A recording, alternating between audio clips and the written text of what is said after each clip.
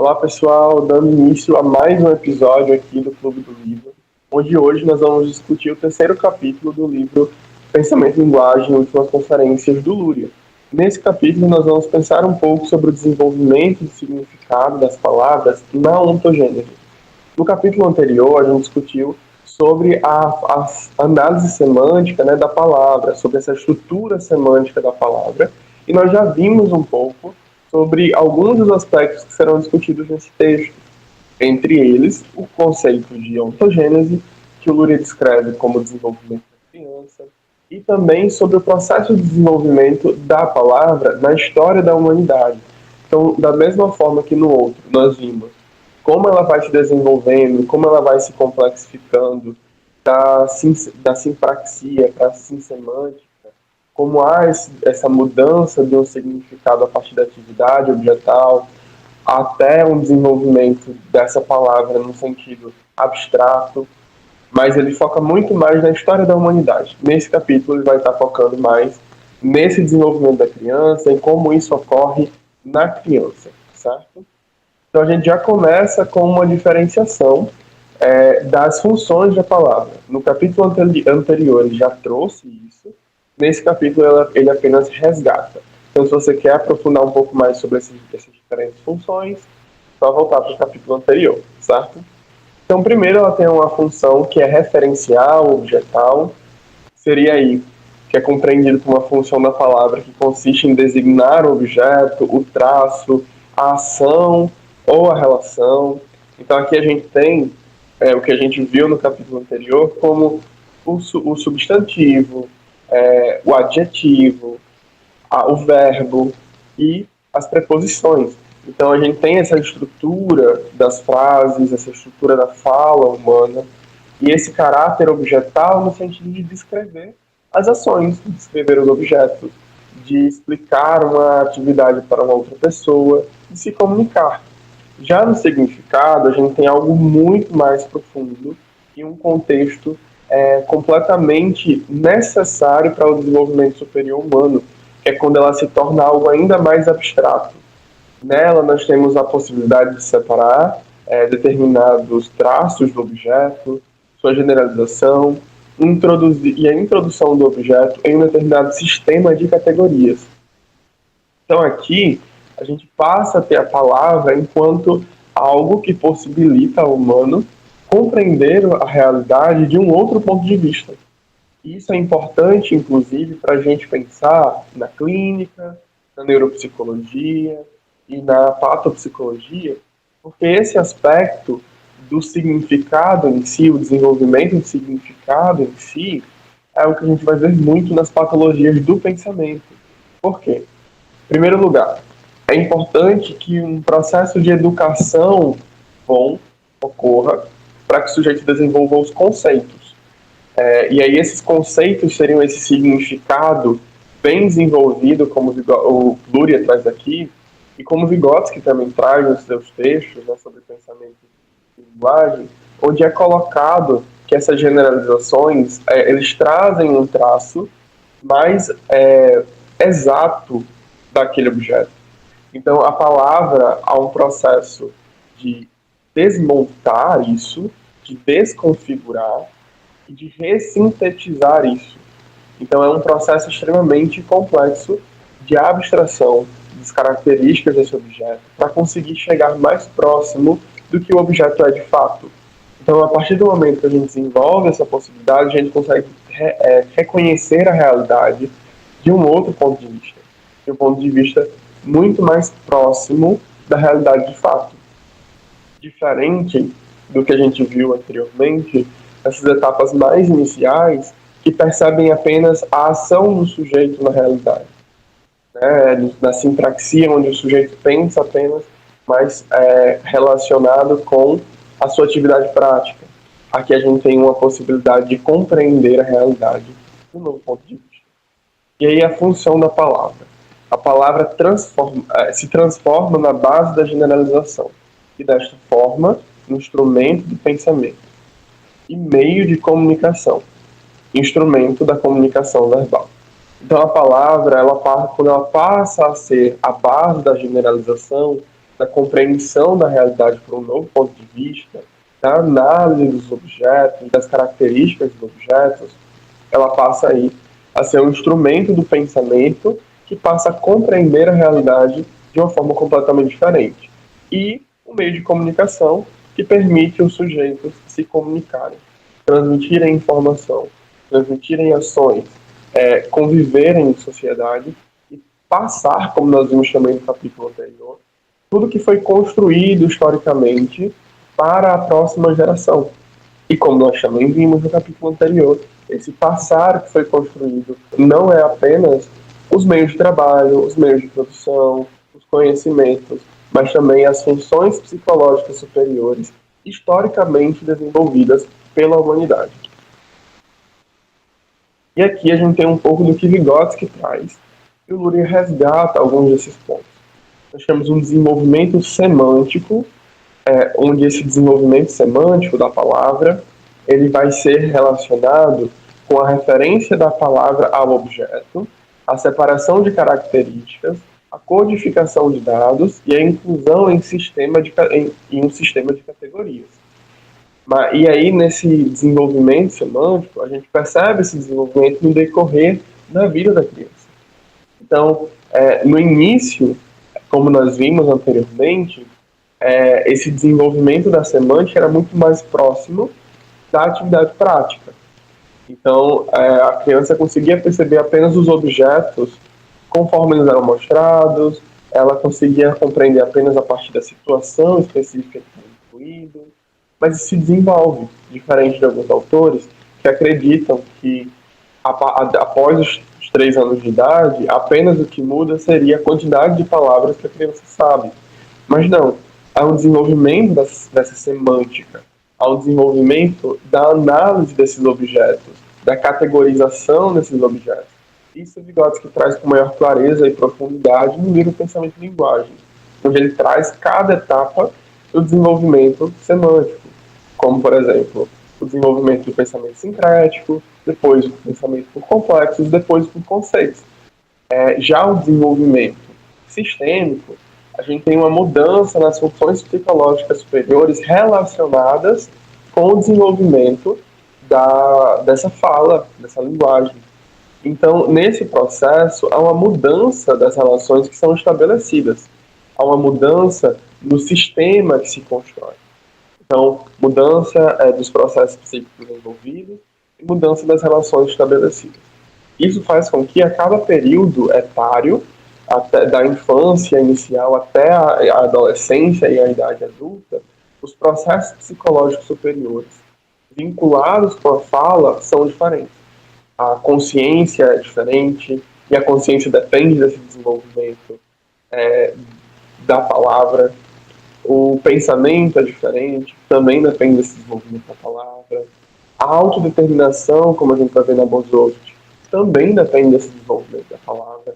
Então, todas essas funções psicológicas superiores mudam devido a esse desenvolvimento. Conforme há essa mudança, também mudam a relação do sujeito com a própria palavra. E aqui a gente também tem uma diferenciação que é muito pedida.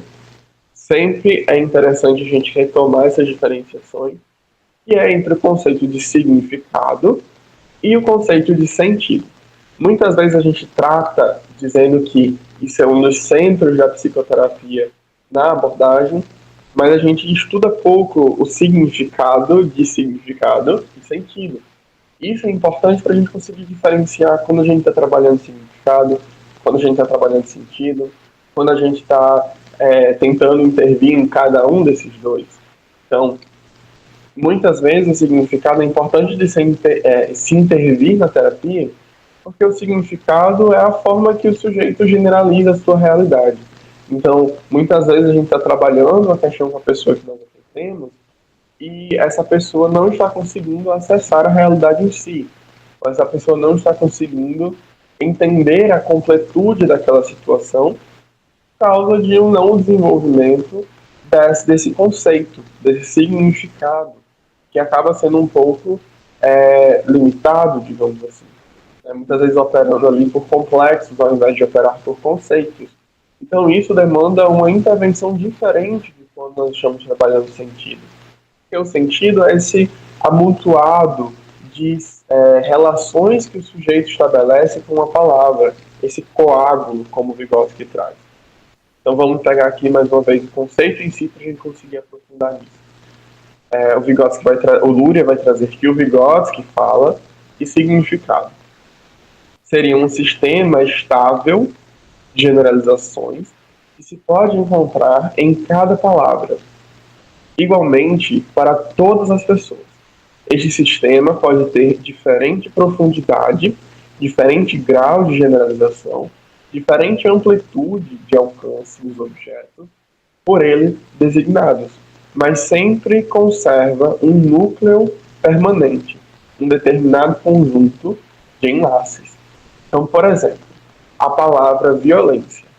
A palavra violência, ela sempre vai ter o mesmo significado para todo mundo, num sentido amplo, o mesmo núcleo. Então, se eu estou falando de uma violência, a outra pessoa vai entender também. Por mais que ela não entenda profundamente, mas ela vai saber do que eu estou falando. Ela vai pensar em uma agressão, ela vai pensar em alguma situação que ela já viveu, ela vai pensar no conceito em si. Porém, a profundidade desse conceito, por exemplo, nós da psicologia entendemos que há diferentes tipos de violência. Violência psicológica, violência patrimonial, violência física, violência sexual. E muitas vezes a pessoa que nós atendemos pensa apenas na violência física e não consegue entender que a palavra violência tem uma gradação muito maior de possibilidades de compreensão. A gente não está trabalhando sentido quando a gente fala de violência psicológica, de violência patrimonial. A gente está trabalhando significado da palavra violência. Porém, uma generalização mais profunda, uma classificação mais específica da palavra. Já quando a gente está trabalhando sentido de violência, a gente está pensando as vivências dessa pessoa com relação a essa situação. Então vamos ver aqui. Por sentido, entendemos o significado individual da palavra, separado desse sistema objetivo de enlaces. Este está composto por aqueles enlaces que têm relações com o momento e a situação dadas.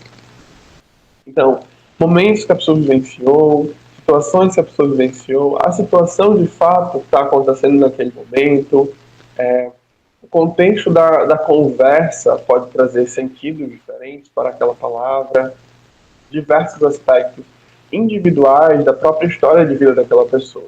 Então, pegando mais uma vez o exemplo da violência, que acaba sendo muito trazido na clínica, violência para uma pessoa pode ser ela não ter sido lembrada no seu aniversário por algum amigo, por algum parente, ou por não ter sido lembrado para alguma coisa.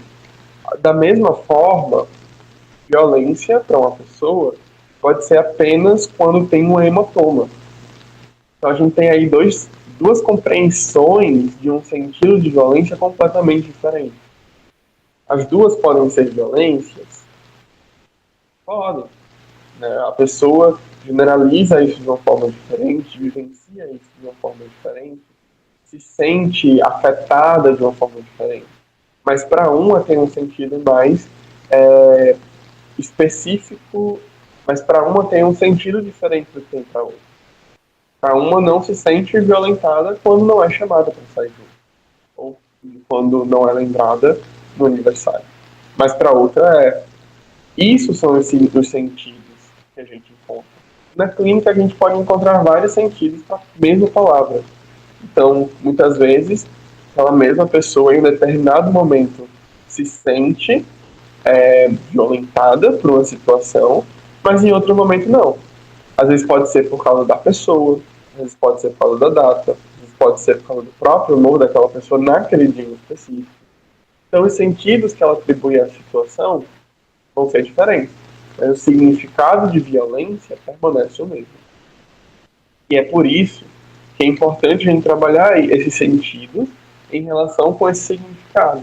A pessoa que reconhece apenas um hematoma como uma forma de violência, ela não está conseguindo acessar o significado de violência na sua amplitude. Da mesma forma, a pessoa que se sente violentada ou ferida, não ter sido lembrada em seu aniversário ou em algum evento, também pode não estar levando em consideração o significado em amplitude. Ao mesmo tempo, se a gente leva em consideração apenas o significado, a gente está perdendo a história de vida dessa pessoa no qual esses sentidos foram produzidos e o porquê que ela se sente violentada naquela situação. Então nós temos aí duas situações diferentes que demandam trabalhar tanto o sentido quanto o significado. E vocês percebem, se a gente não sabe diferenciar o que é sentido e significado, a gente pode não dar atenção devida para cada um. Eu saber que eu estou trabalhando agora o significado dessa palavra, mas que depois eu vou ter que trabalhar o sentido dela, me faz perceber que trabalhar apenas o significado não é suficiente. Muitas vezes a gente negligencia um, se a gente não sabe o conceito de cada um. Então aqui a gente tem essa importância também da psicologia, do psicólogo, se apropriar desses conceitos, do significado dos conceitos que nós trabalhamos, que nos orientam na vida. Nós temos também aqui algumas explicitações de como esse desenvolvimento da função designativa ocorre no decorrer do desenvolvimento da criança.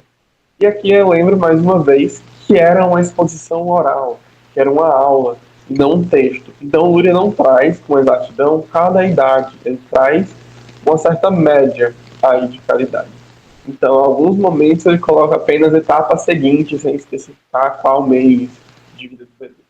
Ele fala que dos 6 aos 7 meses, há uma situação simpráxica. O significado designativo é situacional. Então a criança só consegue acessar aquele significado em uma determinada situação, na realização de alguma atividade.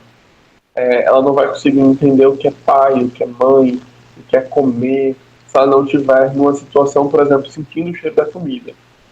Ela não vai saber o significado de que é água se ela não estiver com sede. Então é muito situacional. Na etapa seguinte, é determinado por quem pronuncia, pelo gesto que faz, pela entonação da voz. Então, se um desconhecido fala comida, provavelmente ela não vai entender porque essa pessoa nunca deu comida para ela. Agora, se a mãe fala comida, ela provavelmente vai entender porque é a mãe que a alimenta. Porque é sempre na mesma entonação ou entonações próximas de voz que a mãe fala a palavra comida. E a mãe pode fazer um gesto específico. Então, inclusive, tem algumas pesquisas atuais que mostram que crianças que aprendem a linguagem de sinais junto com a linguagem falada aprendem mais rápido o significado das coisas. Justamente porque há um enlace maior entre o gesto, entre o concreto e o falado, né? Entre a entonação, que acaba ajudando nesse desenvolvimento. Na etapa seguinte, o gesto indicador e a ação prática que vão orientar. Então, se a criança está jogando algum jogo, se ela está brincando de alguma coisa, se ela está fazendo alguma coisa, resolvendo alguma atividade, durante essa atividade ela vai conseguir acessar o significado, mesmo que sejam coisas que ela não tem muito comumente.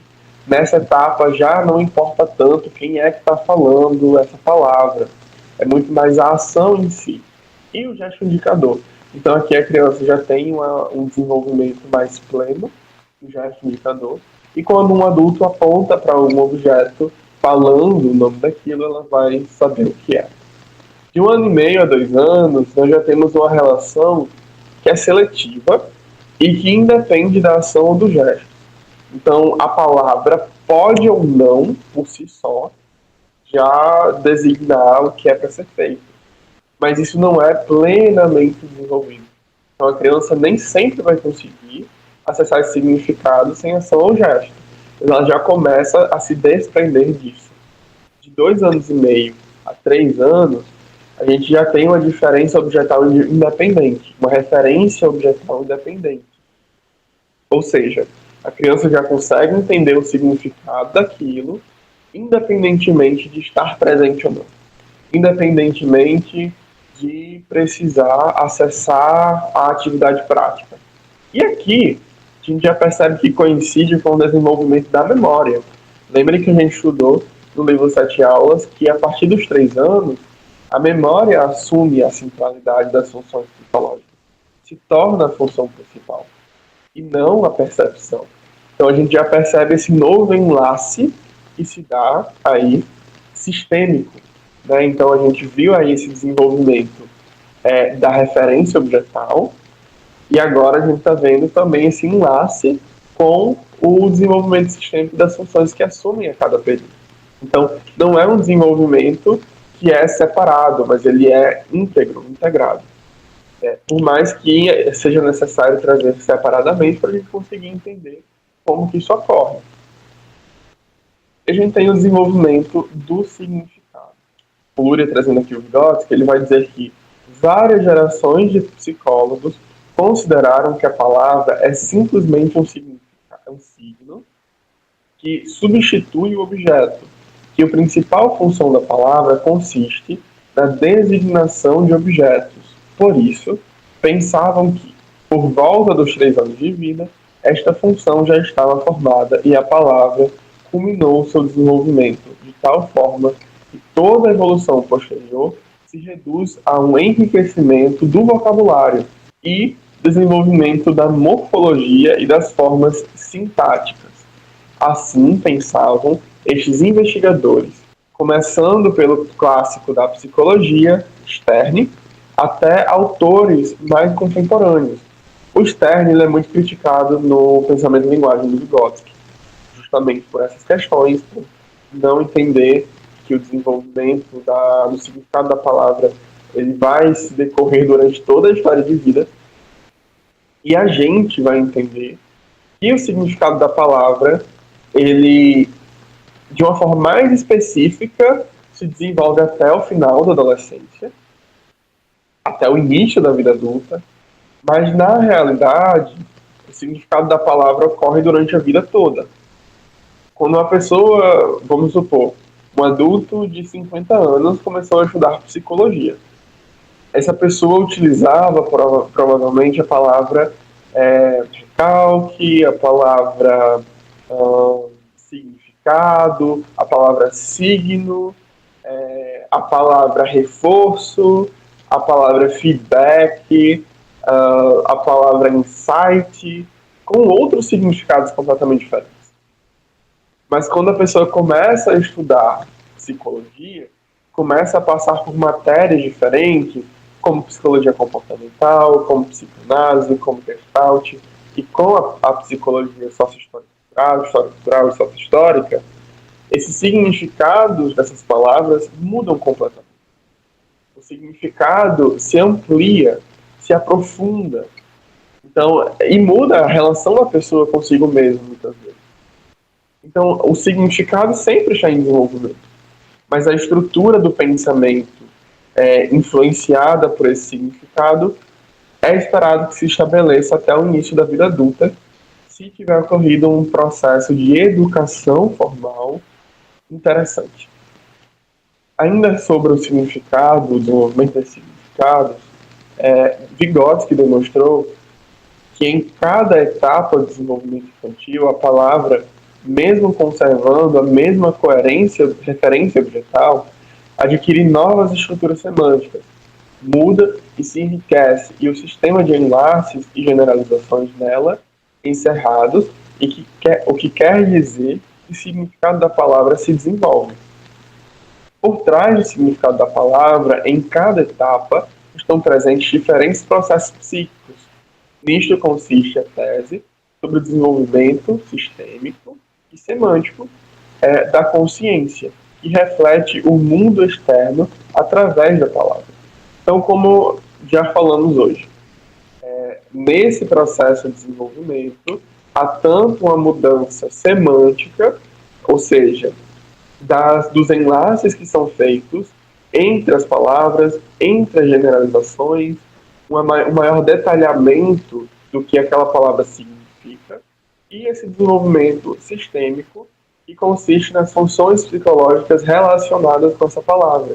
Como a gente viu no 7 aulas, a cada período etário, há uma nova função que assume o centro.